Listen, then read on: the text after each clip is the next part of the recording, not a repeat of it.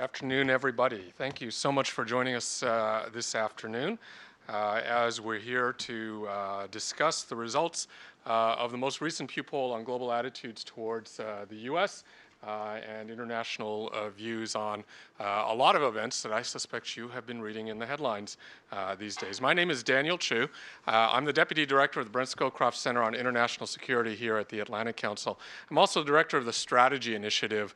It's an initiative that we do here at the Atlantic Council to really try and promote a more strategic discussion and political discourse. That is both a challenge and very challenging this particular presidential cycle as we try to really promote more constructive and substantive dialogue on longer-term, more global issues. One of the major focuses of our discussion in this strategy initiative is what we call America's role in the world. We think really defining what America's role in the world could and should be, particularly in this very complex and dynamic environment that we're in, is really quite critical to determining strategy for the nation as we go forward. Particularly in a presidential election where, quite frankly, America's role in the world has been discussed, often in indirect ways, sometimes in more direct ways. We think this question is quite important. We've been quite honored to partner with Pew. This is the second year we've done this because, in particular, here at the Atlantic Council, not only do we think America's role in the world is an important issue to discuss, topic to discuss, but it's important to discuss with more than just Americans.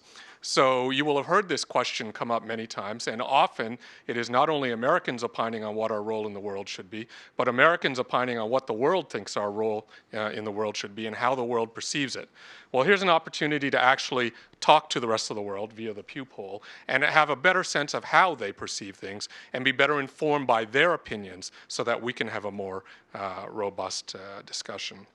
So that's what we're here to do today. This is, in that same theme, very much intended to be a discussion rather than a presentation. You will hear a short presentation first on this particular poll, but we very much invite you to take part in this discussion. And one of the ways we're going to ask you to take part in this discussion is we're trying something a little bit new here at the Atlantic Council. We've got a link that will allow you to vote on a selection of the questions that were asked during the poll to provide your opinion to these key questions so that we can compare them to what the rest of the world says as well. And I have Gray here who's going to walk you through a couple of steps. For those of you, many of you, thank you, voted online before you even came here. That's a great start. Some of you may not have, and Gray's going to talk you through very briefly how to do that. Hi, everyone. Thank you for coming. As Dan said, my name is Gray. I helped with the poll today, and I just wanted to give you a brief explanation. In spirit of having Pew here and discussing global attitudes, we wanted to also see what the audience thinks as some of those questions as well as part of the audience participation part of today. So if the link was included in the email invitation that was sent, if you did not complete it, please do so. We would love to hear your input. Names are not included. And if anyone is nervous, the form is a Google form. It's a secure site. And if anyone still doesn't want to do it and would like to complete a paper poll, I have those too, and I'll ensure that your thoughts are included in our results when we talk about the audience results. So if you have any questions, I'm here to help you. Please just raise your hand. I'll be running around to make sure that everyone can have their thoughts included. Thank you. Thanks very much. So just put up your hand if you have any questions about getting to this link and using it or would like a paper poll.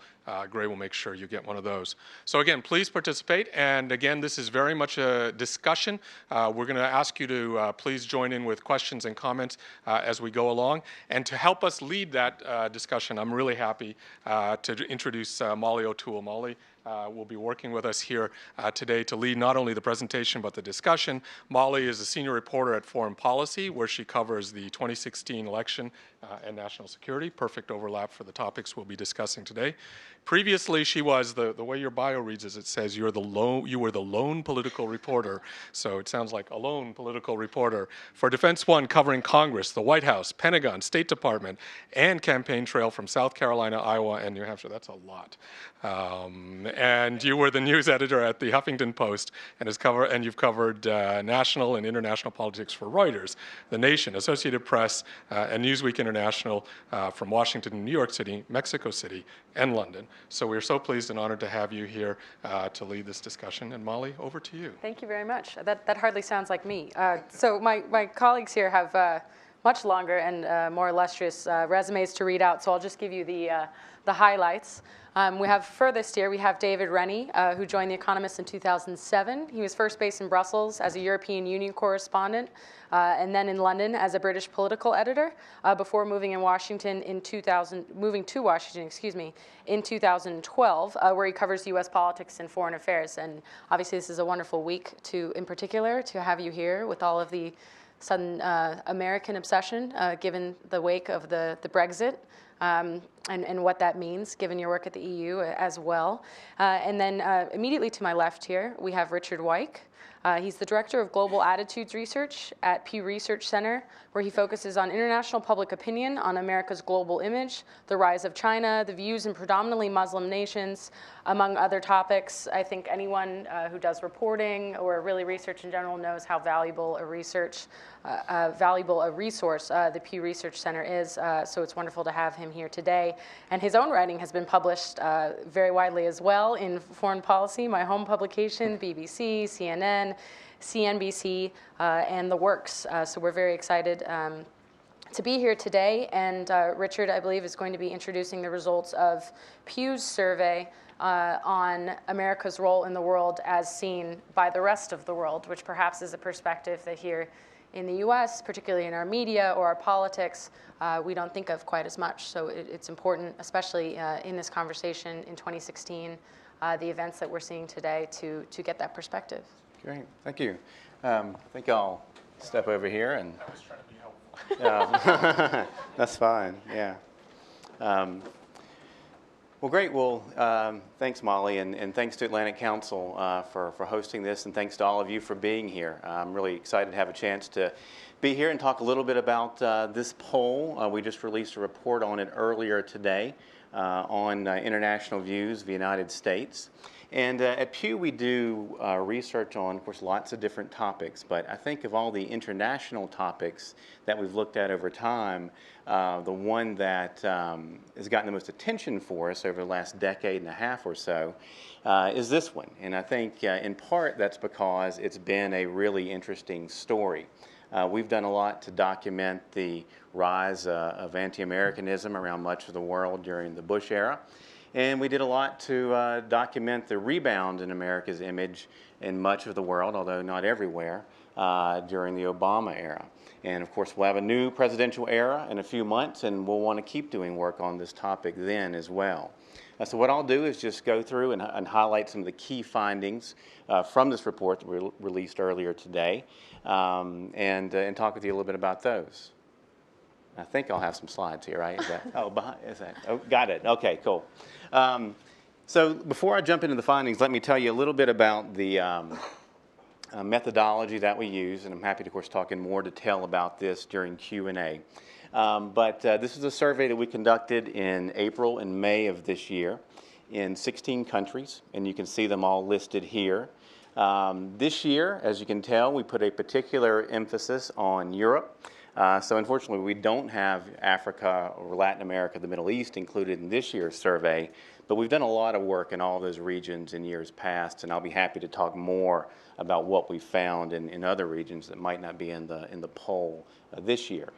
In some countries, we do telephone surveys. In some countries, it's a face-to-face interview. In all of our countries, it's a nationally representative sample. So the people in our sample, their demographic profile looks like the demographic profile of the country as a whole. The first question I wanted to share with you is sort of our baseline measure on how the world sees the United States. It's a very simple question. Do you have a favorable or unfavorable opinion of the U.S.? And if you look at the countries that we included in this year's poll, it's largely favorable attitudes towards the U.S. Mostly favorable in Canada, where, of course, President Obama is today. Mostly favorable throughout the EU countries that we surveyed, although you can see down here Greece is an exception. As you might expect, kind of a dour public mood in Greece over the last few years. They're down on the economy, down on the EU, and down on the US as well. Mostly positive in Japan, Australia, India, and even in China this year on balance, positive attitudes towards the U.S. And what we find in China in particular is that it's young people who tend to have the most favorable attitudes towards the U.S. We see it particularly in China, but we see it in some of the other countries we survey as well. It's young people who often feel the most positive about the United States. So in terms of the overall picture, looking at these countries, it's a pretty positive overall picture for America's image. Now, one of the things that we've seen over the years in our research is that who's in the White House can have a big impact on how the world sees the United States. So we asked some questions about Obama as well as the presidential contenders. Now here's the trend over time on what we've seen in terms of views towards the U.S. president. This is a question we ask about a number of different world leaders. How much confidence do you have in this person to do the right thing in world affairs? So this is data for 4 European countries that we've surveyed almost every year going back to 2001. And you can see the numbers for George W. Bush when he was in office. He started out, his numbers were not especially positive in Western Europe, and then they got less positive as his presidency moved along. He was unpopular in Western Europe. His policies were largely unpopular, and that had an impact on America's image in the region. Then you can see President Obama comes into office in 2009. You don't have to be a pollster, I think, to identify a significant change in terms of views of President Obama vis-a-vis views of President Bush. Just very high ratings for Obama in places like France and Germany, over 90% after he came into office. They've declined a little bit since then, but still very strong ratings for Obama in the region. These are the kind of numbers any politician would like to have. So, very high ratings over the course of his 2 terms in office for President Obama. Now, to broaden it out a little bit more and look at all 10 countries that we surveyed in the EU this year, across those 10 countries, what we see is that a median of 77% have confidence in Obama's leadership of world affairs. So again, broadening out and looking at all 10 countries we surveyed in Europe, very positive ratings for Obama. Hillary Clinton, also mostly positive. 59% across these 10 countries say they have confidence in Hillary Clinton. So mostly positive, although not as positive as what we see for President Obama. Donald Trump, very different. 9% across these 10 countries say they have confidence in Donald Trump. 85% say they lack confidence. So, very, very different attitudes, very negative towards Trump in Europe, mostly negative in the other countries that were included in this year's survey as well. So, very different picture looking at Obama and looking at the 2 different presidential contenders this year. Something else that we like to do in our research is look at different elements of American power, including American economic power, which we've seen being on the rebound in some ways over the last few years. So this is a question we ask, we've asked every year since 2008. Who do you think is the world's leading economic power? Is it China? Is it the U.S.? Is it the EU? Or is it Japan? Not too many people tend to say the EU or Japan. They tend to say either China or the U.S. And this is data for 5 European countries that we've surveyed each year since 2008. So if you look across those 5 countries, back in 2008, you had a median percentage of 44% naming the U.S. as the top economic power, just 29% said China. But what happened as the economic crisis kind of dragged on is over the next few years, the U.S. number declined, the Chinese number rose. And what we've seen over the last few years, however, is that that trend has reversed itself. And as China's economic growth slows a bit, as the U.S. economy slowly but surely bounces back, we see the China number going back down, the U.S. number coming back up. And this year, the trend lines actually cross. So we have more people this year naming the U.S. as the world's top economy rather than China. So I think some interesting changes over the last few years in terms of how Europeans see the global economic balance of power. We also like to look at hard power or military power. So we've asked this question for the last couple of years. Do you favor or oppose U.S.-led military actions against ISIS in Syria and Iraq? And what we've seen, as you can see from the slide, is that by and large there's a lot of support for U.S. efforts to combat ISIS. And one of the things that's interesting to me about this question is that it's a very different picture from what we saw a decade ago in terms of attitudes in Europe and elsewhere towards the U.S. war in Iraq then. A lot of opposition to it then. This time around, a lot of support. And I think that part of the reason why is that we can see elsewhere in our data that Europeans and many others around the world are very concerned about ISIS. It's named as the top international threat in Europe and in many other parts of the world. And that's one of the reasons why I think this time around we're seeing people welcome the use of hard power in the Middle East by the United States. We see it in Europe. Last year we actually saw it in the Middle East itself. Middle Eastern publics also said they favored U.S. military actions against ISIS. Soft power is another element of American power we like to investigate. And in lots of ways, the Obama era has been very good for American soft power. Although this question is an exception to that. Again, this is median percentages across 5 European countries that we've surveyed each year since 2008. And this is a percentage of people saying either, yes, I think the U.S. government respects the personal freedoms of its people, or no, I don't think the U.S. government respects the individual liberties of its people. And what we've seen is that over the last few years, the percentage of people saying, yes, I think the U.S. respects personal freedoms has declined pretty substantially in Europe. So this is an area where American soft power has declined during the Obama era. And in fact, the percentage of people who think the U.S. government respects personal liberty today in Europe is much lower than it was in 2008, the last year of the Bush administration, even though then overall attitudes towards the U.S. were much more negative than they are today. So, overall, like I said, lots of good things about U.S. soft power in the Obama years, but this is an exception to that pattern. And then just one other thing I wanted to share with you that I think relates to ideas of American soft power. We read people a number of positive and negative characteristics in this year's survey and asked them for each one, do you think this is something that you would associate with the American people? So if you look here, you can tell that optimism is something that people associate with Americans, kind of a classic, I think, quality of the American character. Hardworking is also something, by and large, people tend to say they associate with Americans. Tolerant, however, more of a mixed bag. Americans tend to think of ourselves, if you can see down at the bottom of the screen here, we tend to say that we're tolerant. Elsewhere in the countries we surveyed, mixed opinions about whether or not this can be, whether or not this is a good way to describe the American people.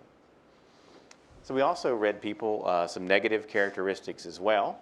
And by and large, people say that Americans are arrogant and Americans are greedy. And what's interesting is that Americans think Americans are arrogant and greedy, if you look down at the bottom there. So we don't disagree with others around the world on this issue. Now, when it comes to violent, less than a majority of Americans think that Americans are violent, and less than a majority in most of the countries also hold this view. Although, as you can see, there are some places where pretty substantial numbers describe Americans as violent.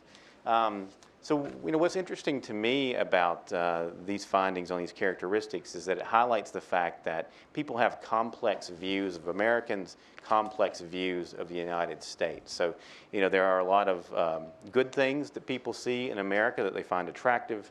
There are also bad things that they either fear or resent about America. And we've seen that in lots of different ways. I think during the questions we asked during the Bush years, we've seen it in different ways during the Obama administration. And my guess is we'll see it in yet other different ways when we have a new president in a few months. And this is the kind of thing we'll want to keep looking at in our surveys. So I'll stop there. And then during Q&A, happy to talk more about this survey or what we've found more broadly over the years in our study of this topic. Thanks.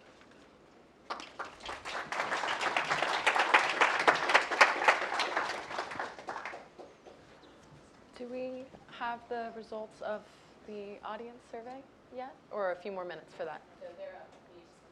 Okay, great.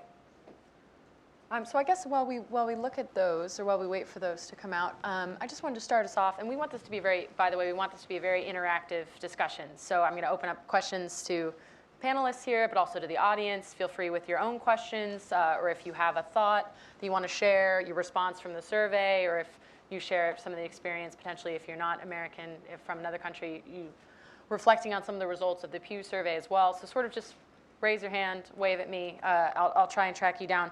I wanted to start here with just a sort of a broad question. It really struck me what you said, Richard, that who is in the White House has a very big impact on views toward the United States, which may seem somewhat straightforward, but I think we've seen a pretty amazing shift, even just since 2001, really, since September 11th, in how the world views us, how we view ourselves. And while in the US, I think we sort of eternally have this debate about what America's role should be in the world, we also have to allow that what the world thinks the U.S. role in the world should be has a major impact not only on U.S. policy, but on what the U.S. and the international community can achieve. So I was hoping that you could give us sort of a sense, Richard, you statistically, and then perhaps David more anecdotally from your experience and your reporting in Europe, as for what kind of shift we've seen, particularly from the Bush administration to the Obama administration, and the shift we've seen to today, and what that sort of sets us up for in terms of the next presidency, and potentially what the relationship of that president could be with the international community during their administration. Obviously, to a large extent, especially in 2016, that's going to be dictated by the personality of that president, but it's important to sort of set the stage for what's coming next. So sort of, can you talk about the statistical shift, and then if you could talk to us, David, about what you've seen sort of from Bush to Obama and the great beyond. Yeah. Well, I think when you're looking at attitudes towards the U.S., certainly policies matter. I mean, we talked a little bit about soft power a minute ago and things like that, and cultural factors, also have an impact on how people see the U.S. A whole lot of things matter, but policies matter a lot, and I think that in the shift from Bush to Obama, there was a lot of opposition to key elements of the Bush foreign policy. The war in Iraq was unpopular in many countries, and even the war in Afghanistan was unpopular. The war on terror, as it was then known, was unpopular. And more broadly, there was a sense that the U.S. wasn't taking into account the interests of other countries. We had some questions we asked about that during the Bush era as well, in the sense that the U.S. wasn't really listening very much to other countries. And when Obama came into office, there was a sense that he would pay more attention and listen to other countries in international affairs. So policies and the general approach to foreign policy makes a big difference, and that explains a lot of the shift that we saw from Bush to Obama. And your experience and just your perspective on that transition in Europe especially? So I think one can focus particularly on the war on terror, everything since 9/11. So I was based in Beijing when 9/11 happened. I then spent 4 years in China, 5 years in Brussels, a couple of years in, 3 years here. So, I was in Europe, China, America twice, the UK. And at all times it was kind of covered by the attitudes of the war on terror. Now, why is that? I think that the core of the world's sort of view of America is not only the most powerful country in the world, but America is also a country that claims to be good. And so if you're a foreign country, whether you're an ally or an opponent, you have to weigh whether there's a kind of hypocrisy to that claim to be good. And I think one of the striking things about watching foreign attitudes towards the American president, you're absolutely right, it's very much a kind of personified view of America, is how people have very intensely strong opinions about American presidents, but I think they're almost always based on misunderstandings to a large extent. So the irony with Bush is that I think that the charges that people would have told you in China and in Europe when I was there against Bush is that he was an America first, selfish cowboy who was ignorant, proudly ignorant, who was hypocritical when he claimed to be doing good by invading Iraq or invading Afghanistan, that he was actually out for the oil. He was out to steal the oil. That he tortured terrorists not to keep America safe, but because he was a thug. That was that kind of violent side of America. This is why he was hated in so many bits of Europe. Now, the irony, why I think that if President Trump happens, we're in for a lot of trouble, is to make a kind of slightly partisan observation. The caricature of George W. Bush is fairly close to what Donald Trump tells his supporters he will be. He will be America first. He will torture terrorists even if it doesn't work, he has told us, because that's to make sure they're sufficiently frightened of America. He will grab the oil because that's what a smart America would do. He will not try nation building. He's not interested in democracy. So everything that Europe thought they disliked about George Bush, Donald Trump is currently telling his supporters is what he will deliver. Now, some of that may be rhetoric, but I think that gives you a sort of glimpse of how bad things will be. I think people misunderstood President Obama as well. I was in Brussels when he was elected. There was this incredibly simplistic view that because President Obama was the guy running against George W. Bush, and because Europeans hated George W. Bush, that somehow meant that Barack Obama was the European kind of envoy to the world, that he would be the world's president or Europe's president. Right. And there was this real kind of shock when it turned out that he was actually American. And he was fundamentally interested in American interests. There was also a kind of grievous lack of interest in his agenda. And I remember being in Prague for his first big foreign speech when he stood in the grounds of Prague Castle and made this, to him, incredibly important speech about the need to eliminate nuclear weapons because they posed this kind of existential threat to humanity. And I was standing in this crowd full of people who'd been there since kind of 6 in the morning, unbelievably excited to see this new president. And once he started talking about nuclear weapons, there was a lot of shuffling, bit of muttering, bit of boredom, people would have been, they were not remotely interested. And then he said, and what does it tell you about America that a man like me can get elected? And then they were all happy again, because it was his biography, essentially, as the black man who could be elected president of America. That was all they cared about. And they fundamentally misunderstood him. And I think have been fundamentally a bit sort of disappointed, but still glad that he's a multilateralist, seems to be kind of concerned about what the world thinks. Now, Hillary Clinton, it's fascinating, this early data. It's probably not possible to pull up any pages from the report, if your colleagues can. There's question 38 in your study has a fantastic moment where they ask different countries in your pool about Hillary Clinton, Vladimir Putin, Xi Jinping, and Donald Trump. And if you look at those columns, the opinions of Vladimir Putin and Hillary Clinton basically add up to kind of 90-something%.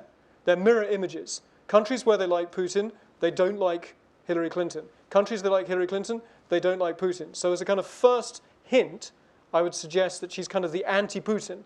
She's interested in, all the issues she's up for, women's rights, gay rights, climate change and stuff. It's the opposite to the Putin effect. The other really interesting nugget buried away in this report, do read it, I'm sure you have, but do read it. There's a big age gap, just like Bernie Sanders. Right. In all these foreign countries, like a double-digit age gap, where older people like Hillary Clinton, younger people are not so excited by her. That may simply be a name recognition thing. It may simply be that a lot of younger French and German people, they don't remember Bill Clinton, they weren't adults or even alive when he was president. So I think it's a very unformed question, but I guarantee you, on previous form, they will completely misunderstand her and then be disappointed. Well, I want to talk a little bit about that, and maybe we can open this part up to the audience here. But we talked a lot about George W. Bush, the transition to Obama. I'm interested in the next transition, and you talked a little bit, David, about sort of the gap between the immense expectations that President Obama came into office with, not only from the rest of the world, but also from the American public. The sort of mandate he was given to represent something very different than George W. Bush. And to whatever extent these evolutions naturally happen once you get in office, the realities that he was faced with. I mean, if we look at the Obama administration, even just the second Obama administration, I mean, a very debate about the European idea, the biggest humanitarian crisis since World War II, I think even larger than that now. He really wanted to pivot the U.S. away from the quote-unquote war on terror. We're engaged in conflicts all around the world, the ISIS fight. In particular, the surveys have been interesting in showing just how much support there is for military action, U.S.-led military action, when it comes to the ISIS fight. So what I want to know, and perhaps we can open this up to the audience, is sort of what the legacy of the Obama administration is going to be in terms of the U.S. role in the world, but particularly when it comes to the use of force. We can sort of look at this on a spectrum. In the Iraq War, we're presented with a conflict in which the U.S. has sort of unique capabilities, so the question becomes, whether or not we get involved. We sort of go in all the way, eventually withdraw troops. that became somewhat disastrous. We look at sort of the Libya model, in which it's a US-led intervention, but primarily an airstrike campaign. Not a lot of thought to what came after. That hasn't gone particularly well either. Obviously, the Obama administration has been very, very reticent to get more involved in the ISIS fight, particularly in Syria, to get the US military more involved there. That hasn't particularly turned out well either. So let's talk about the legacy of the Obama administration, particularly when it comes to that question of the US role as a military power in the world. And I want to talk to the open that up to the audience as well. Maybe we'll start here. But your perspective on how you think the next president will inherit that from Obama, what they could do differently, what you think will be consistent with the Obama administration.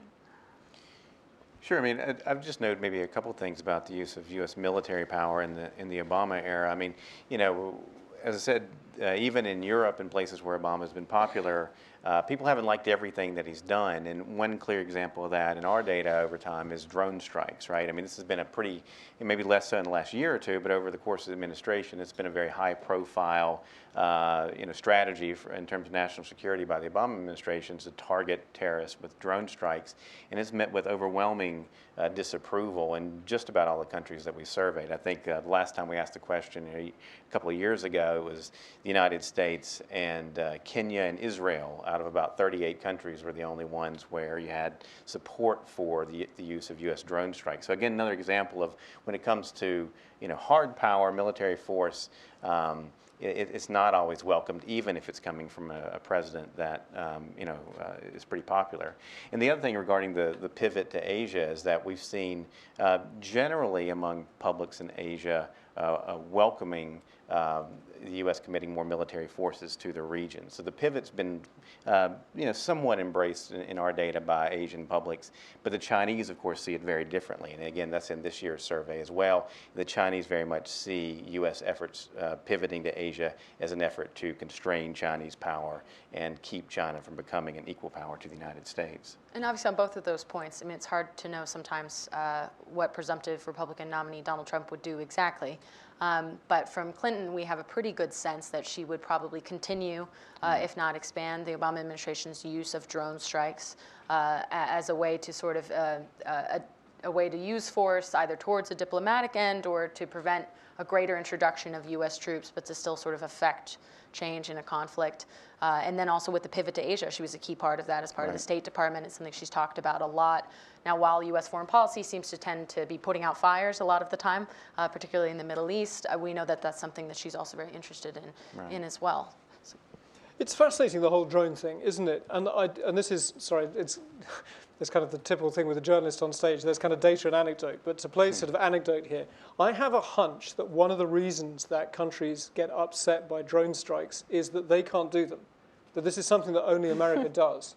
I mean, it's a bit sort of, so, because we don't really object to, I mean, if the SAS or French Special Forces get involved in a skirmish somewhere in, the arc of instability and kill a known terrorist, I don't think there's the same visceral public reaction. There's something about the ability to kind of send remote sort of death from the sky, that kind of high-tech idea that seems to upset people. And I think it is in some ways a kind of a sense that America is this kind of the only country that can strike at will on any point of the earth from a kind of trailer somewhere in Nevada. And that is kind of very, people when they're anti-American, a lot of it is they disapprove of the action, but a lot of it is also the kind of the shock of the realization that they couldn't do that if they wanted to. Right. And I think it's clear that in terms of, as you said at the beginning, of the use of force, people get very upset when they think America is being a bully.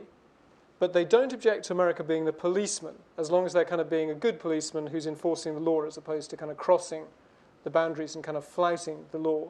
And I think what you will see as the campaign kind of, as the world tunes into, say, some of the foreign policy debates with Donald Trump and Hillary Clinton, once the world starts listening to some of his suggestions about pulling back and not doing nation building and letting others take charge, they'll get pretty upset. So just to sort of end on another anecdote, I was moderating a panel at a session with Chinese and American and European diplomats a few months ago. And I had just interviewed Donald Trump for the paper just before going there. And you had all these Chinese diplomats who were being a bit kind of complacent about Donald Trump. So I decided to kind of stir them up a bit. So I said, so last week I interviewed Donald Trump. And I asked him, what would you do about the reefs in the South China Sea? And they started paying a bit of attention. And Donald Trump said to me, I don't like them, but they're a long way away, and we've got a lot of problems. So, you know what? Japan should sort them out. Japan should deal with them. And I said, well, Mr. Trump, what if Japan doesn't deal with them? Would you then get involved? He goes, Japan used to beat China all the time in wars. And I just dropped this like a kind of depth charge into this meeting of Asian diplomats. I watched them kind of. So I think once the world once they start tuning into some of his ideas, you may find, you're going to have some data. Well, let's point to this slide on screen for a second, and I'm going to open this up to the audience. But in terms of this this contrast, or sometimes the parallels between how the world sees the U.S. role, and then how the U.S. sees the U.S. role, as at least with the small sample size of this room here. So. In terms of at least the results here, which I am also just seeing for the first time, so forgive me, what do you believe America's role in the world should be? We have 8.5%, which is the smallest slice of the pie there, that they should be the sole superpower. So I don't see a lot of support in this room necessarily for that idea. That the America's role in the world should be managed decline, 9.9%. I'm actually somewhat surprised based on some of the rhetoric we hear in American politics that is that small. And then, or that's at large rather. And then we have a pretty even split here, or an actual even split, between managing complexity and maintaining global order. And what's interesting to me about this is there's both an acknowledgement that of the key role that the U.S. plays in the world order as a leader, an acknowledgement that the world is a very complex place. We've seen really a spate of foreign policy crisis in the second Obama administration. But both of these roles here are activist roles, something of the policeman that you were just referring to. So I would like to open it up to the audience now to ask sort of where we started here, which is what you believe Obama's legacy will be when it comes to shaping both American or international views of what the U.S. role in the world should be, and then how you potentially see that playing out in 2016. Do we have any brave souls? Do we have a mic? I think over there. Yes, my name is Kami Bhatt, and I'm with the Pakistani Spectator. And my question is about the biased, based on jealousy toward U.S., the people who design this modeling are the people who were interviewed. Fareed Zakaria, as you know, wrote a book on the same topic a few years ago, and I challenged him as well that there is a bias against U.S. based on the U.S. power. If you combine the 3-4 largest economy after US, it's Chinese, Japanese, and German. Maybe combining them, their GNP could be close to US, but in terms of their influence, political influence, if you open US gate, everybody wants to come to the state. If you open up the gate of those countries, there would be hardly people who would prefer those countries. So my point to you is this, are those people really have sufficient knowledge about economic power of these 4 countries and their influence, or you just interview people or give these kind of questionnaire to the people who don't know much about the world politics? Thanks. Sure. Well, when you're studying public opinion, you are going to deal with people who have low information levels on certain issues for sure. That's true of the United States, true of any other country. So that's why it's important for people to study hard economic data, and economists certainly do that. I think it's also important to study perception. So what we ask people about is their perceptions of power. What do they think of the United States? What do they think of China? What do they think about the balance of power between them? Because that can be an important factor in politics as well. So we're about perceptions and about studying public opinion, and I think that public opinion often in many countries plays an important role in the politics of that country. So I think it's important to understand.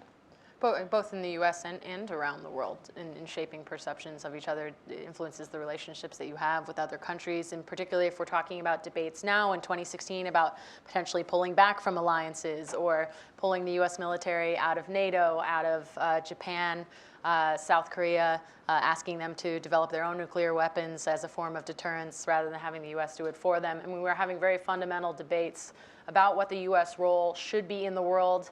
In many ways, that is a perception-based question. And so I think that it's important to look at those. Anyone else?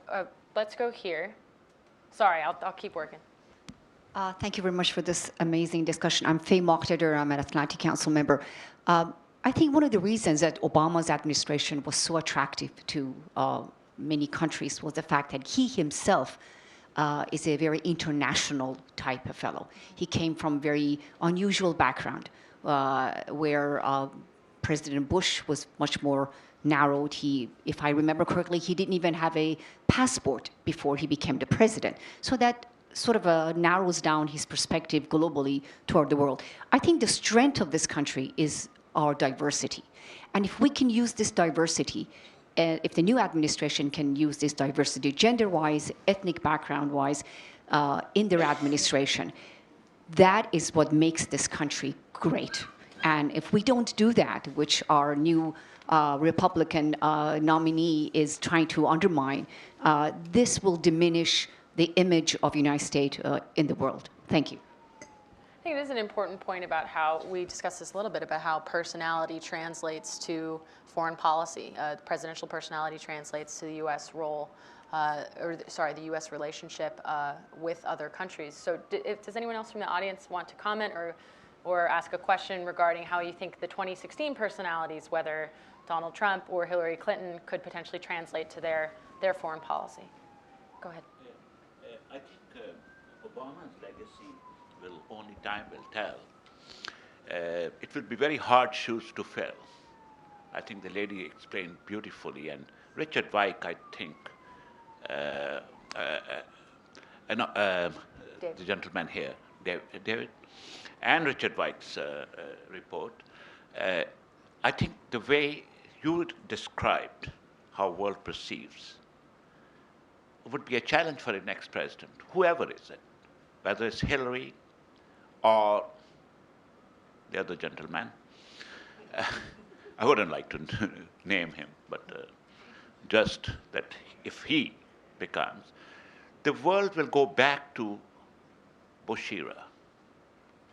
And what could happen, and your studies in future will show, that world could go back to the wings of Chinese and Russians rather than America. So there is a danger. As an American, I feel it, that we actually all loved when Russians were defeated in Afghanistan. That's where the start of the collapse of Russian empire happened. And if there is a different philosophy for someone who is not intellectually as bright as Obama is, and conscious of history, his knowledge of history is closer to the French and the British. And I think this will be a very interesting subject for next generations, my kids, who are born in this country. They will see this happening, that how this decade has changed the entire history of Americans' power for future. I'm interested in that question, or if you want to jump in on that. Can I just jump in quickly just to say, I would be wary of believing that presidents are the kind of prisoner of their family history or their biography. And to recognize that the reason that American presidents matter is because they're president of a country of 330 million people. And George W. Bush, I mean, so Europeans used to get very cross with George W. Bush and they would say things, ridiculous things like, well, of course, he wasn't really elected because he stole the election in 2000. And then when he was re-elected in 2004, there was a specific moment of kind of, well, now we really do have to blame America because they did appear to like him. And the point was, I think a lot of Europeans, and Lord knows George Bush got some things badly wrong, but America was also attacked on 9/11. And that was the main reason why public opinion ran firmly in support of what he was doing at that period. He was channeling something real. And it wasn't just his biography. And actually, his father was, a former quasi-ambassador to Beijing and had been ambassador to the United Nations. It was a very sophisticated man from a very sophisticated family. And George Bush W. had actually traveled a lot before he was president. He visited his father in China. He'd been to Europe many times. I mean, so there was a kind of a desire to kind of assume that he was just this kind of Texas cowboy who'd never been anywhere. There was a desire, a very crude desire with Obama. I pulled this off from 2008 when Obama won New Hampshire. I was writing the Charlemagne column about Europe, and I had to write a column about European reactions to Obama seeming to be about to get it. Libération in France. And you look at this now, and it's kind of shameful. They said, isn't it marvelous? They said literally, a black man married to a black woman with a black family will be an act of atonement that will restore the image of an America shunned in every corner of the planet. That's what people were saying in Europe in 2008, and that's pretty reductive about a man, just reducing him to his race, basically. So I think we need to be very careful not to do that, and to recognize that with Donald Trump too. If Donald Trump was just a rich guy shouting into his closet full of silk ties every morning, he wouldn't matter. He matters because even if he loses, an awful lot of Americans buy into his America First arguments about no more nation building, people need to be frightened of America, let's not be soft, let's just take the oil. He matters because he's channeling something real that's much larger than him or his biography or his personality. I think that that's not a new tension with Trump and Clinton, this sort of idea. We were talking about Bush and Obama as well, and in some ways it may not seem quite as stark, but the idea of a quote-unquote America first, the debate in what the U.S. role in the world should be as to whether we should sort of pull back, be very concerned with our own national security or our own homeland security, our own personal interests, or if we should play more of this more multilateral role, be more of a policeman. I mean, that debate is ongoing, and in some ways Trump and Clinton may represent even more of a contrast, perhaps, in some ways than Bush and Obama did. We sort of have two very different ideas about what that U.S. role in the world should be, but both, potentially, whichever one, would be president of the United States. So there's a sort of, you were sort of hinting at this idea of American exceptionalism here. Presidents as well. don't bewitch the country. Right. They don't kind of just sort of cast a spell and lead the country blindly. They channel something that's there. Right. So maybe let's open this up to the audience again in terms of what do you think that is being sort of tapped into in this debate in 2016 about the American role in the world. I'm going to go with him in the back because he was an early hand, but we'll get back to everyone else.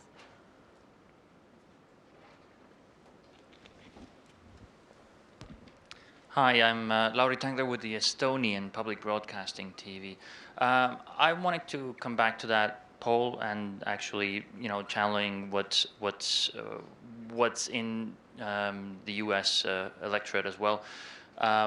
Is there data to confirm or to dispel this Republican notion that many of them have spelled out in the debates and everywhere that during the years of Obama, our allies don't respect us and our adversaries don't fear us? That's the quote that I've heard a whole lot from the Republicans.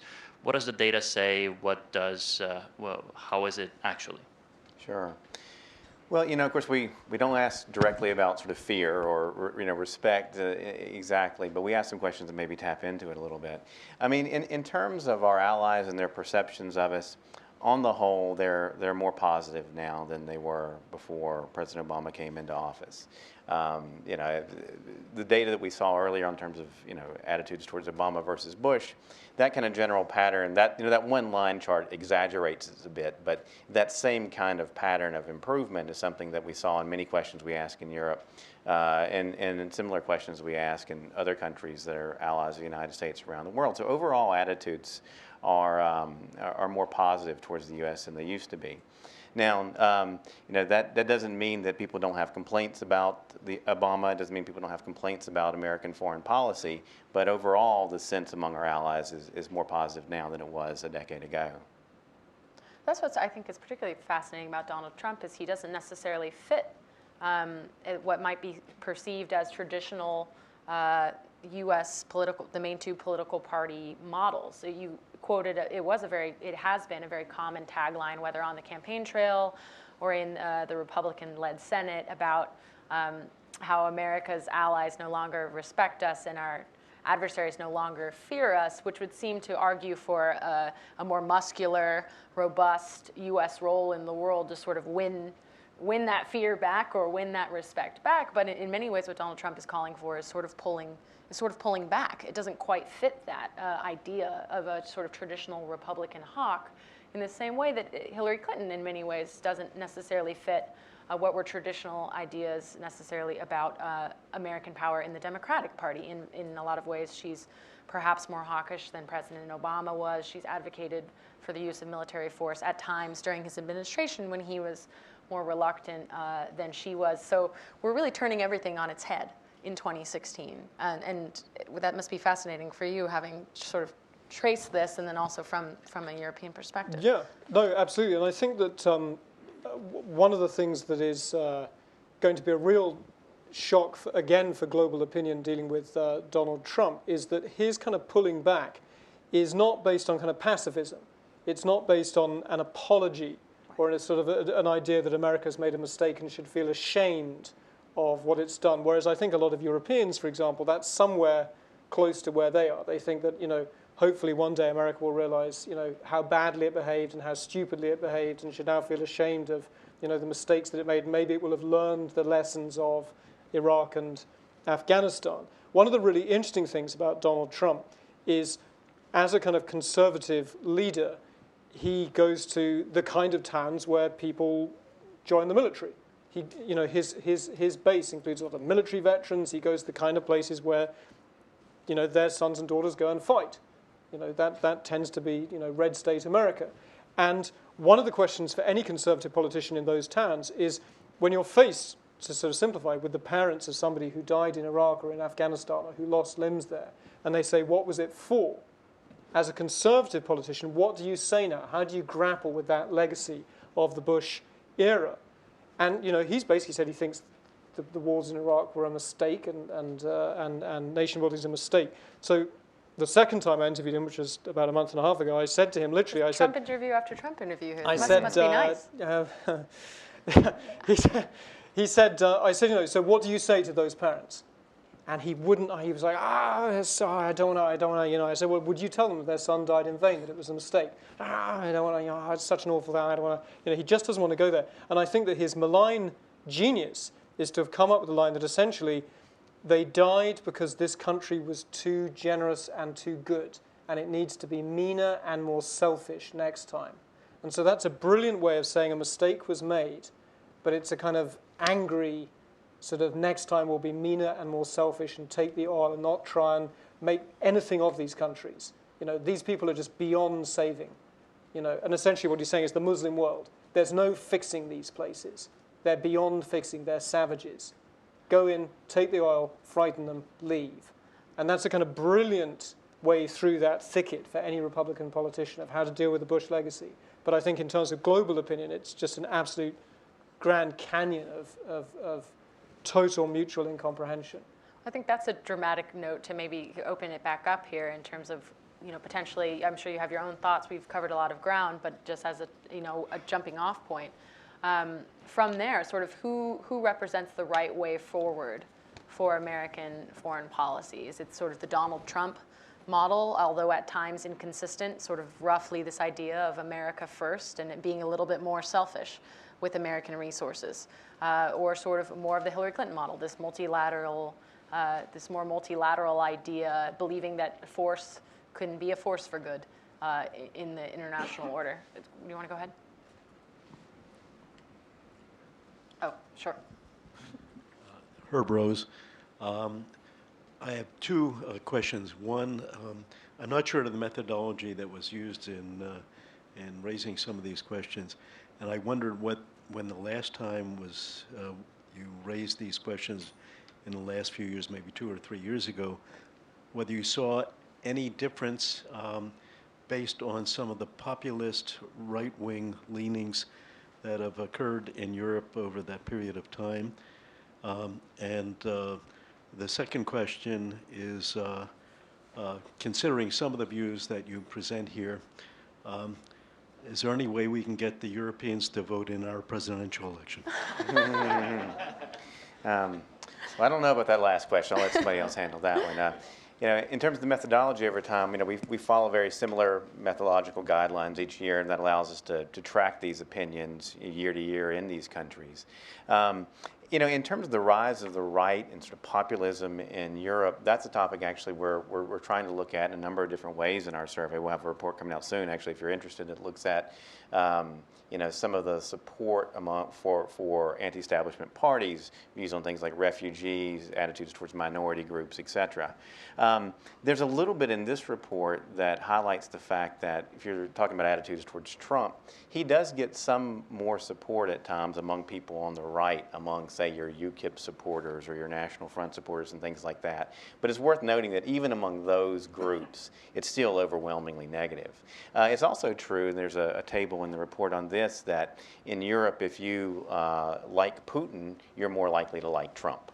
Although, again, even among people who say they like Putin, it doesn't mean Trump's getting great reviews. But there is some sort of group on the right in Europe that is more likely to like Trump. Although you got to keep it in perspective that he's still widely unpopular.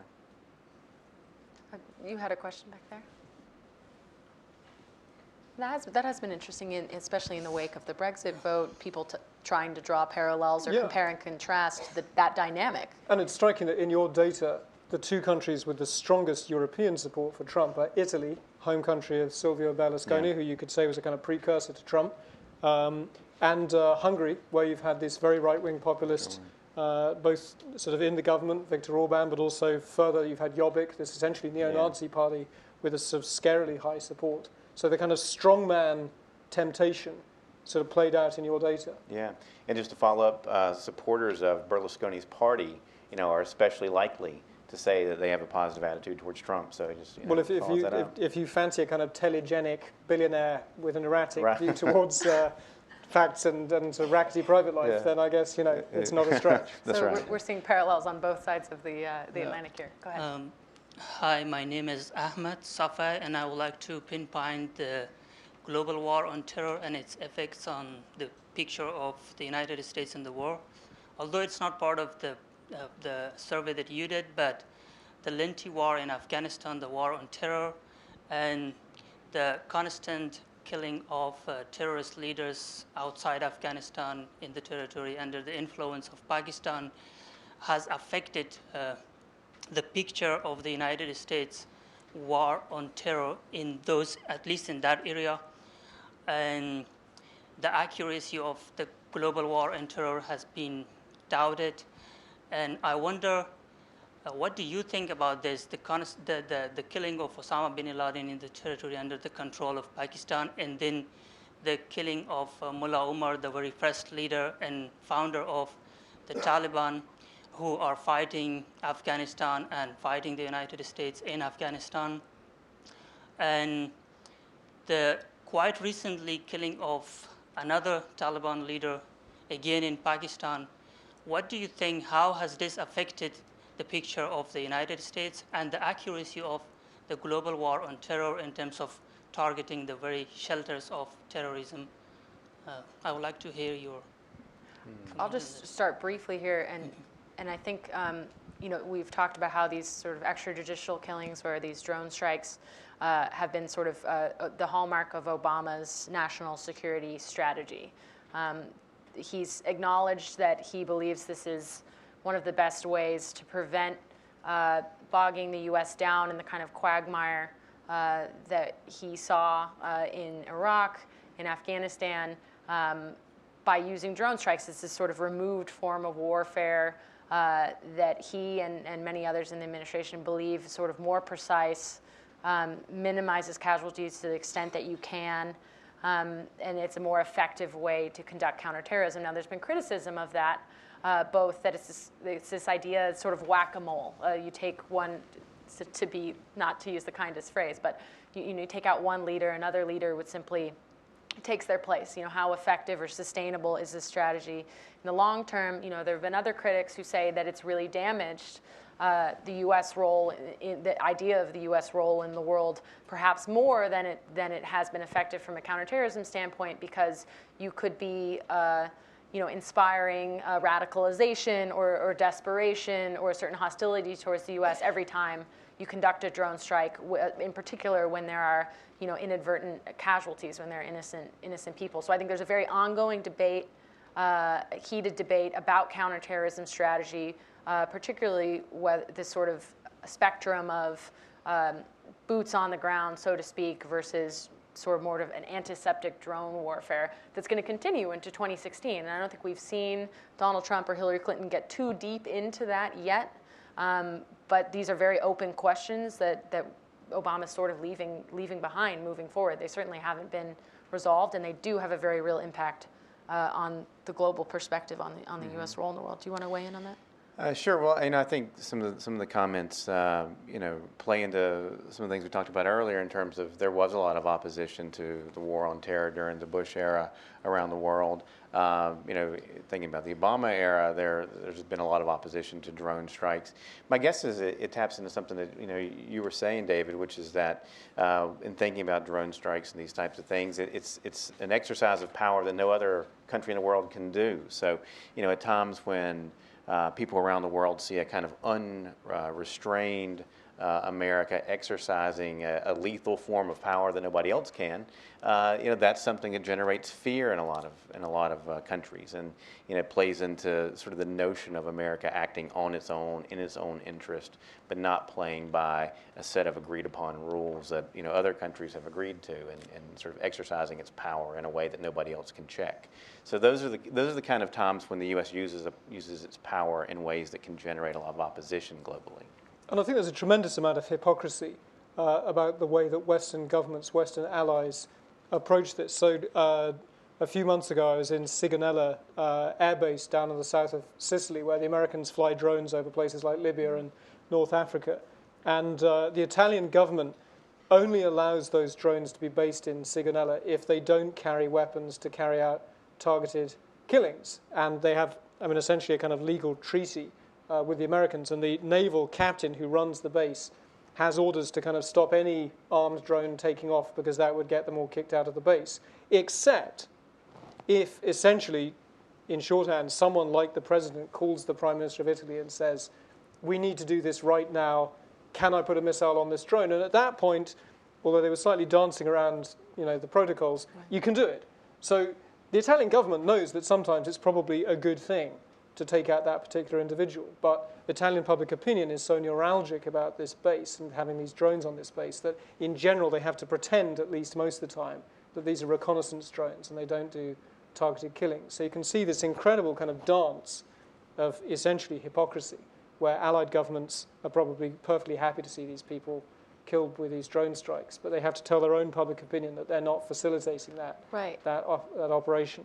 And I think this gets into a very real dynamic in the 2016 campaign in the U.S., the sort of narrative of the freeloader that Donald Trump talks about a lot. He talks about it when it comes to trade, but also when it comes to security, talking about how allies, to some extent, rely on the U.S. Sort of behind closed doors, while publicly, or to their publics, or sort of more outwardly, they might criticize the U.S. And he talks about that a lot, and obviously Hillary Clinton takes a different view and really sort of more emphasizes these alliances as being beneficial to us as well, whether it comes to a trade deal, although she has come out against the TPP during the campaign, or when it comes to security. So in terms of the audience, and what do you think about this idea of the sort of narrative of freeloader that's going on not just in the US, but also in Europe and around the world? Anyone? I don't know where it's coming from. I think it was there. Well, I don't know. It's going cross country. It's hot potato. Okay, thank you. Hi, I'm Martin. I come from SAIS. So we've talked a bit about anti-American sentiments and what people around the world think about America and its role. Yet, as it was acknowledged, this survey focuses mostly on Europe, and of course it accounts for China and India, but it has a big emphasis on Europe. While my perception, at least, is that anti-American sentiments are more pervasive or evident in Latin America or the Middle East, and even in parts of Europe like the Balkans.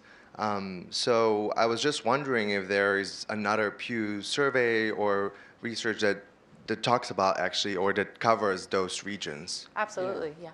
Sure, and we have done work in all of those regions, and I'd be happy to point you in the direction of some of those previous surveys. Actually, last year we did a a survey in 40 countries around the world, covering some of those regions and asking some of these same questions. And the good news is early next year we plan to go back and do another 40 country or so survey and go into those regions again and get their reactions to a new American president, whoever that is. I mean, just to briefly talk about what we have found in some of the other regions that you mentioned. I mean, we've seen mostly positive views towards the U.S. and Latin America during the Obama years, although it hasn't been true in every country. Argentina, for example, is a country where we tend to see more negative views about the U.S. than elsewhere. Africa, another country that wasn't in this report, but we've seen very positive views towards the United States and sub-Saharan Africa over the years. It was really the one region of the world where you didn't see the rise in anti-Americanism during the Bush era that you saw elsewhere. He was actually pretty popular there. And America's image was popular there during his presidency. If anything, it's slightly more popular under Obama. And then the Middle East is kind of the global outlier as far as regions go in terms of views of the United States. I mean, the kind of Obama effect we've been talking about on America's image that we've seen in Europe for sure and many other parts of the world, you just didn't see that, at least in a number of key Middle Eastern nations, places like Egypt, Jordan, Turkey, the Palestinian territories. There's still some real image challenges there for the U.S., still a lot of distrust of the United States, and President Obama's gotten maybe slightly higher ratings than his predecessor in those countries, but overall, no sea change in America's image in the Middle East, so that still remains a real challenge, for this administration and for the next administration. Yeah, and I think, I mean, that's, if you were, when we all start writing our pieces about Obama's legacy in foreign policy, people will be writing about that great Cairo speech he did early on, where the assumption was that if he kind of took a more, not apologetic, that'd be the Republican word, but a more sort of conciliatory line with the Muslim world, explained how he understood some of the resentments, that would magically improve things. And if he, above all, had a sort of sharp change of policy from the Bush era. And I think one of the things to kind of simplify that we've discovered about foreign policy in that transition from Bush to Obama is that the opposite of bad policy is not always good policy. Sometimes it's just a different form of dumb, and so there was, I think, and when you talk about that impatience with free riders, one of the things that I find very striking when I do foreign policy columns and I go and talk to people at the NSC or I go and talk to people at State, particularly I would say at the NSC and in the White House, is there is a kind of impatience with free riders. There is a kind of sense of almost resentment at how America is still being dragged into these areas of the world that it wanted to extract itself from, that American, unless America gets involved, nothing happens. Unless America is the sort of security guarantor, everyone misbehaves. And then because America is the security guarantor, that makes them fundamentally unserious. And sometimes as a kind of Brit listening to them, I sort of think, well, you know what? Just suck it up. You are the, you are the superpower. And, right. And there is right. a kind of burden. And it always worries me when I hear Americans sounding too much like British officials. If you're a British journalist like me, you go to British embassies in Tashkent or Ulaanbaatar or whatever, and go and see the ambassador for tea, and very often the British person is this highly intelligent person explaining why you can't actually change events or shape events, but you can just kind of try and guide foreign governments to understand that they're misjudging their self-interest, and that if you can explain to them rationally why they're misjudging their self-interest, then with luck, they'll change course. But nothing so vulgar as to imagine that a country the size of the UK can actually make them do anything. And so you get used to that kind of rationalization of impotence from very clever Europeans, is kind of the experience. Increasingly, I hear Americans sounding like that. And that worries me. I need you lot to sound American and not like us. Because, you're our kind of last best hope. Right. But, so I think that's going to be a fascinating, and I think the world, some of the world at least, feels the same way. They kind of like America. They dislike American exceptionalism, but they miss it when it's not there. And they like our optimism that we think we can change things, right? Even if they then laugh at it. Yeah. Then they make fun of us for being exactly. optimistic. Yeah. All right, let's go with you, and then we'll go to the end of that aisle. So inner first, and then we'll go out. Thank you. My name is Jola Adigan. I'm with the World Bank, and I don't know if we have results of the question about United States involvement and, leading of the fight against ISIS. But regardless of what the results are, can we go to that one? Is it possible? There is some So go ahead. Yeah, there is some opinion out there that is saying that, well, the U.S. leading the fight against ISIS would be in huge violation of established principles of international law and legal frameworks because, well, in Syria, Russia is the invited party in Syria. There is no, even though things are a little unclear in Syria, there is really, Assad is still, in power, and he has invited Russia as the intervening party. So there is an opinion out there that while the United States' involvement or leading of this fight against ISIL will be in violation of international law because the United States is not the invited party. I just wanted to find out what your opinions are regarding this opinion out there. Yeah. Well, it's a fundamentally different question. It's interesting in that, in many ways people articulate it as the same fight. It's the ISIS fight. But it's a very different, I think what you highlighted is that it's a very different calculation as for what the U.S. role should be, either from the U.S. perspective or from the rest of the world's perspective in Iraq or in Syria. Very different, not just because of the U.S. history in Iraq and our involvement there, and to whatever extent, this is very hotly debated, particularly in U.S. politics, to whatever extent we're responsible or who was responsible for the rise of ISIS, but the fact that we're working with the Iraqi government. Very different than in Syria, where it's the ISIS fight, the ISIS threat, but there's also a civil war going on there. And so it's a very different calculation because obviously we aren't working for the government there. So I think what you highlighted, I'm not going to be able to answer it for you in particular in terms of the different strategies for either. I think that's up for debate. But there is a distinct difference in terms of both of those situations, although it's often articulated as being the same fight. Whether it's international law that makes it different, the extent to which we can work with whatever infrastructure might still exist there, and then also the U.S. being concerned about how its actions would be perceived abroad. Well, I think there's a fascinating kind of damned if you do, damned if you don't. I mean, since we're here talking about global opinion of America, the argument that was made when people were so angry with George W. Bush was that he was trampling international law and didn't have a mandate, and that was why people were so angry. But if you look at, say, European governments that have been dismayed by Obama's, refusal or failure to enforce the red line in Syria, one of the arguments you hear from American officials is, well, actually, the legal case was not cut and dried. And so the same European governments that were insisting on international law as the ultimate judge of all actions are now much more casual about it the other way around. So you can see that plays completely into the frustration of people here in Washington, because Europeans tend to, and I'm sure you see this in your data too, it's damned if you do, damned if you don't. And that's an old story of being the global superpower, I think. Are you at all surprised in your data? And I want to talk about this because we can talk about it both for the extent to which in the Pew survey, how supportive they are of the rest of the world in terms of U.S.-led military action in Syria, and then just here in the room as representative of the U.S.'s own opinion. But were you surprised the extent to which there was support for military action in Syria, given just how recently, like you said, the Bush administration was really criticized for its involvement in the Middle East? And this is something like, this is a question, we asked a similar question last year and saw a similar result in Europe, and actually saw, I think I noted in the Middle East there was a lot of support for U.S. actions against ISIS. And in some ways it was sort of surprising because it is the use of military power by the United States in the Middle East, right, which is, something that hasn't always generated a lot of support in years past. But, I mean, to me, in terms of public opinion, it does reflect the fact that people are very concerned about ISIS. I mean, ISIS is just the top threat when we read people a list of potential threats to their countries.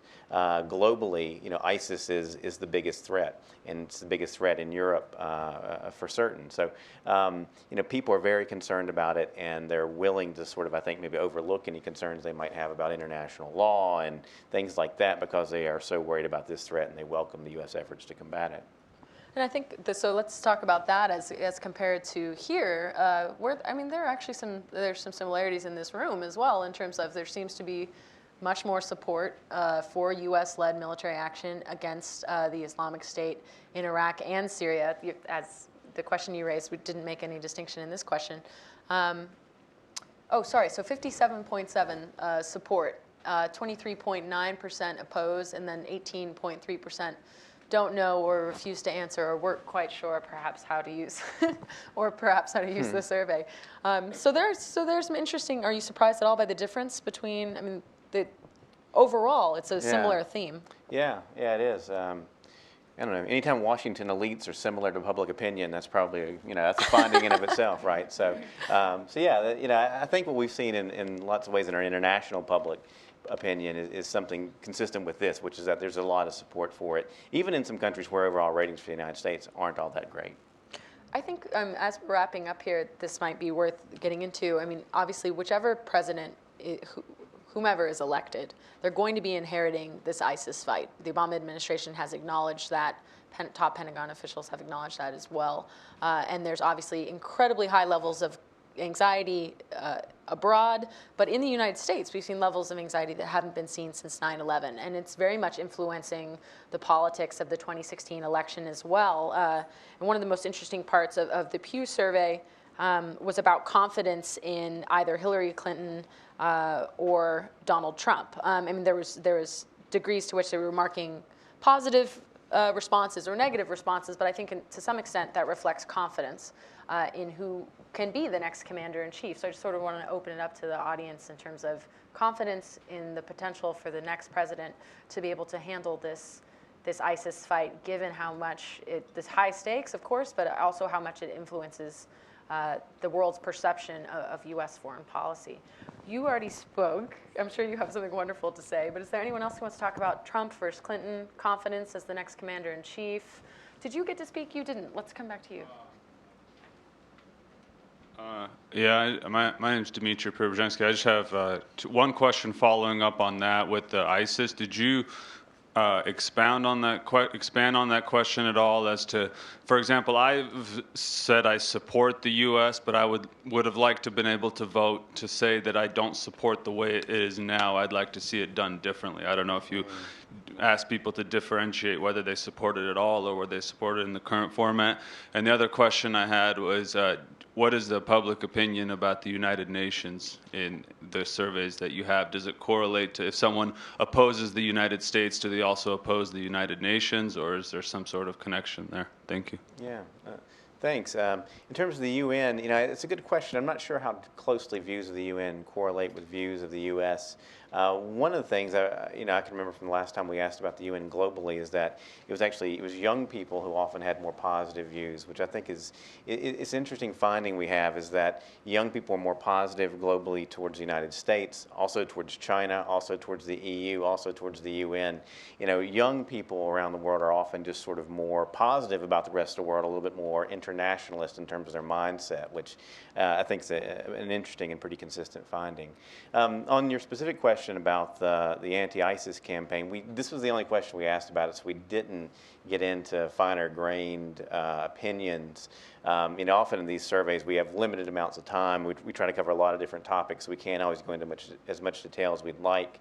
But that might be something we want to explore. Obviously, this issue isn't going away, so next time around we might want to ask a couple of additional questions on it to get at some more nuances on the issue.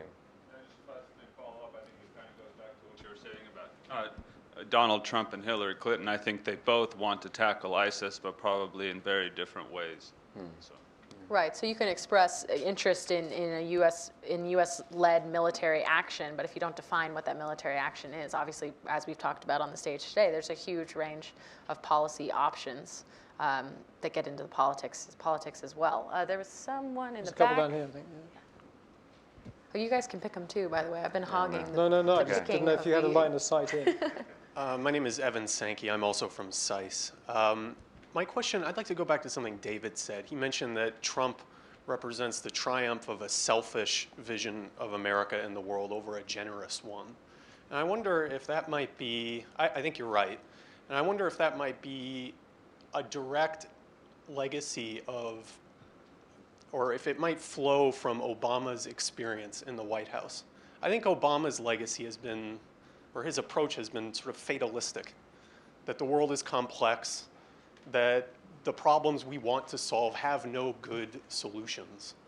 And the drone war is sort of an admission that that is the case. We're not trying to solve this problem, we're just bombing it and managing it, on a case-by-case basis. And in a world like that, it seems like it's not so difficult to imagine American voters making the next step to, we gotta just protect ourselves. You know, we got to be selfish. We're not going to solve these problems.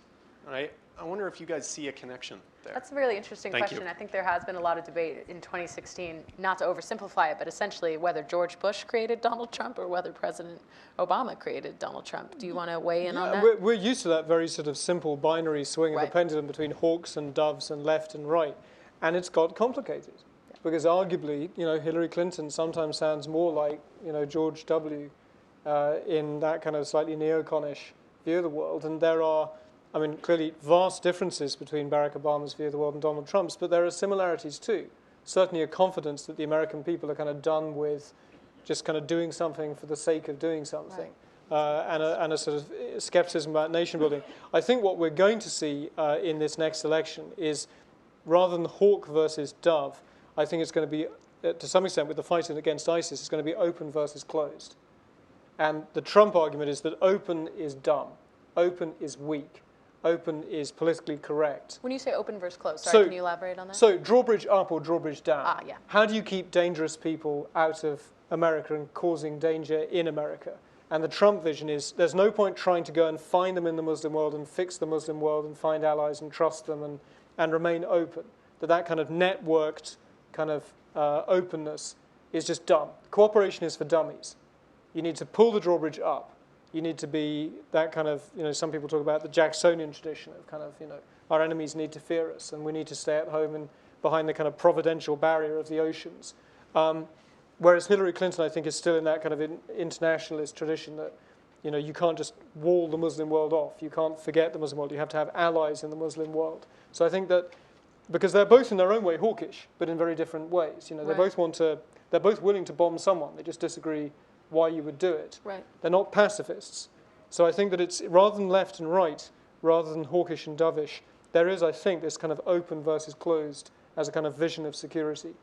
That you have to trust, if you're Hillary Clinton, that you keep the drawbridge down, you keep open, you keep talking, you keep building alliances, you keep making friends, you keep exchanging intelligence, you keep, you know, finding bright Muslim kids and bringing them to the States and giving them college scholarships. You know, the whole package of hard and soft power is the only realistic way in the modern world to keep this country safe, versus the temptation to haul the drawbridge up, to cancel the flights when there's Ebola in Africa, to, you know, to just not trust that there's anything good that can happen in bad places, that you have to just kind of keep it at arm's length. I think that will be the great debate in American opinion this next election. I agree, but I think that there's the sort of the literal of the drawbridge up, drawbridge down, and then there's the symbolic. Because to what, I think there's very real questions about to what extent, if you close down U.S. borders, you would resolve your security problem at all, particularly given that what we've seen in the wake of Orlando, you know, homegrown terrorism threats, American citizens acting as lone wolves, either directed or inspired by ISIS, who's been obviously, as we know, has been very effective with online propaganda. But I think there's a symbolism to it as well. This kind of idea of openness or closeness.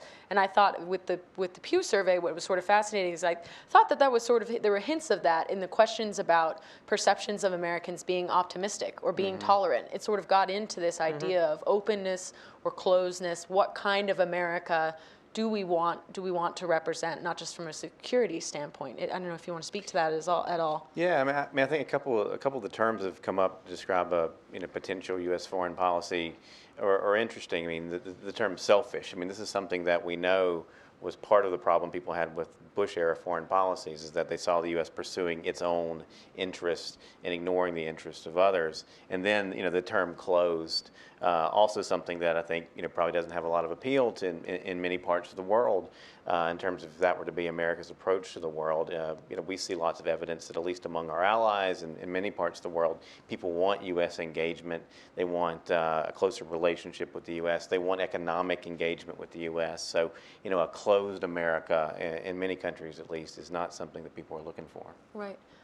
So we want to take probably one or two more here. I don't know who had their hand up before, so I'm sorry. There's the guy here who's okay, you, and then you. Yes.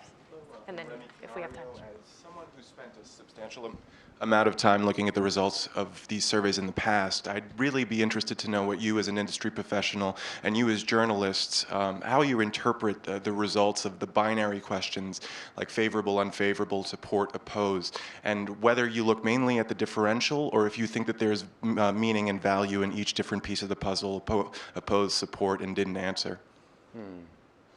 Well, yeah, didn't answer is often an important thing to look at as well, because it shows you how familiar people are with these issues. I mean, what we find in our research is people are actually pretty familiar with what's happening in the United States. People usually have a pretty, they're able to give us an opinion about what they think of America just about everywhere. I mean, I guess the thing I would suggest is that if you're looking, and you're someone who's consumed a lot of survey research over time, you probably already know this, but it's important to look at the full set of questions and look at change over time, not to rely too much on any one question. I think one of the values hopefully we have in our research is that we've collected data on lots of different elements of America's image over time, and we've tracked it. And hopefully that allows us to tell a pretty rich story about how the world sees the United States. So that's something we really like to do, is to ask about, not just one or two questions about the United States, but what do they think about different aspects of America's image? And over time, I think that ends up being a pretty interesting narrative.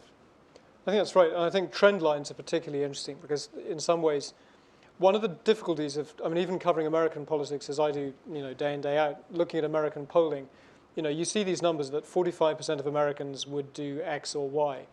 But there are very few kind of buildings in America where 45% of the people in that building think that. Because in fact, when you dig into the crosstabs, it's 79% of Republicans and 22% of Democrats. And it's 78% of people who live in rural areas and 12% of people who live in big cities. And so this country is so polarized on so many sort of issues that actually those kind of overall headline kind of averages, of course they describe something real at a presidential election where the whole country kind of votes in one fell swoop. Or in the Brexit vote last week in my own home country was a fascinating example of what happens when you take all the votes and put them into one pot. And at the end you get 52-48. And it doesn't actually matter, the crosstabs. But the crosstabs tell you a story that there isn't, most of the time, and even in presidential elections here, because it's a state-by-state electoral college, those numbers of 45% are incredibly misleading and increasingly misleading. Even in your polling here, you break down, it's worth looking at the crosstabs in this. You've got some American views on whether America is arrogant and violent. Violent was a fascinating number. And I forget, it's like 40-something% of Americans say, yes, we're violent. Right. But actually, it isn't 45% of Americans in any kind of room that you could find. It's 78% of Republicans say, no, we're not violent. And if you say that again, I'll shoot you. and it's 22% of Democrats, or whatever, the reverse numbers. Huge difference, yeah. Yeah.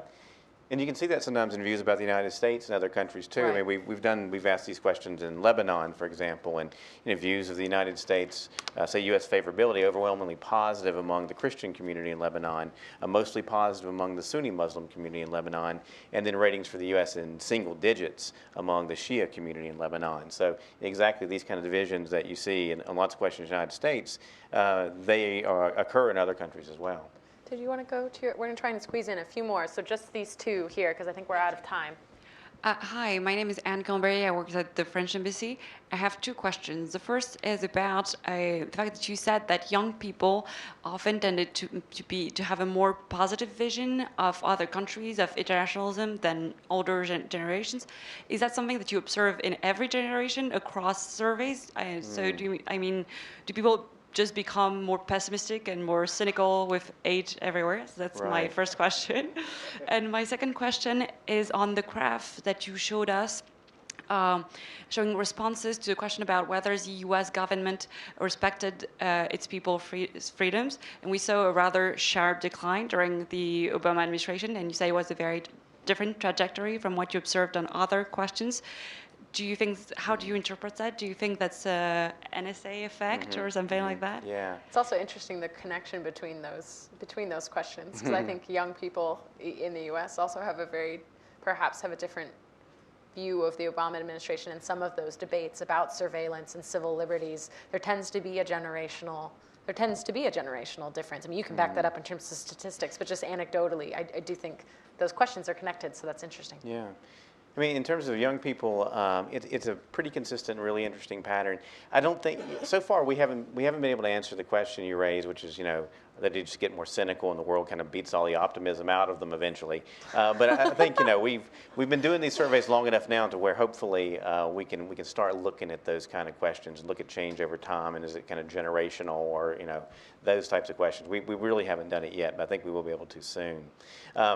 On the U.S. government respect for personal freedoms, I think exactly what you said is probably the main driving factor. The NSA story, the Snowden revelations, we asked about that a couple of years ago in our surveys, and it was clear there was a lot of global opposition to that, and that's when that trend line began to fall in terms of U.S. respect for personal freedoms. I think there are other issues you could point to as well that might have played a role. The issue of torture, for example, is something we looked at last year in our survey.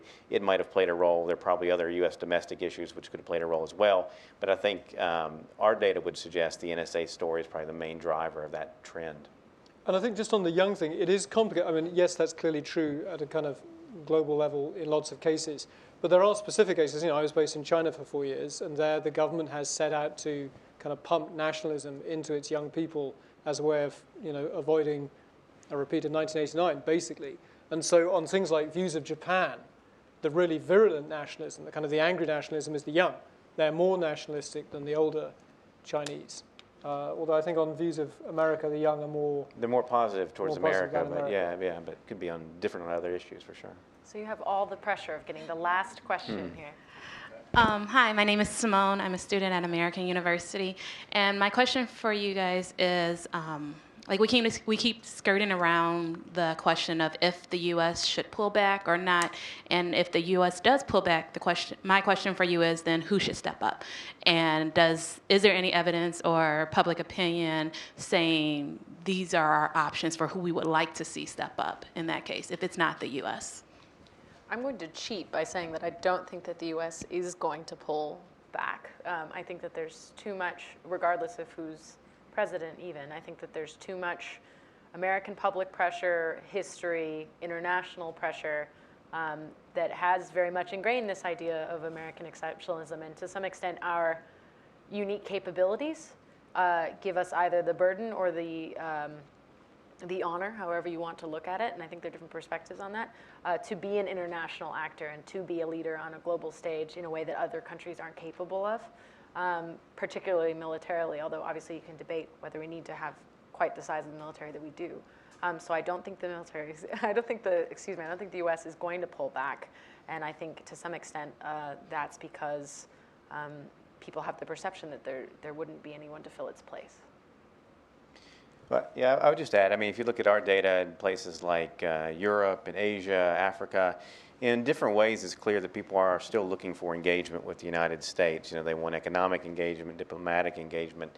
They want the U.S. to play a security role. So, I don't see any evidence in our data that people are looking for the U.S. to pull back or that people have a good alternative to the U.S. if the U.S. were to pull back. I think it's very much case by case. It's region by region. So I think if you go to the South China Sea and you ask the Vietnamese, are you concerned about the Americans pulling back? They're like, yeah. And they have a very clear vision as to why, and the country that they fear will replace it. You ask, our Estonian friend I think has gone, but you ask an Estonian, is he worried about America pulling back? And they, yes. And he has a very clear idea who would be kind of stepping in instead. So I don't know that it's always a kind of benign process of who will be the next volunteer to kind of take the place of America. We saw a few years ago a kind of EU kind of fantasy, kind of 15, 20 years ago, that Europe was going to become the new kind of rival power, both militarily and in kind of soft security power and all these things. That ain't happening. But I think it's a more sort of Hobbesian kind of competition, that there are bits of the world where people have a very acute sense that if America is just even present, as you say, will always be there in very large military, but if it's just a little bit slower to react, a little bit, binary, it's not always binary, they're not there, but maybe, won't confront, won't challenge, won't sail that ship through the Taiwan Straits or whatever.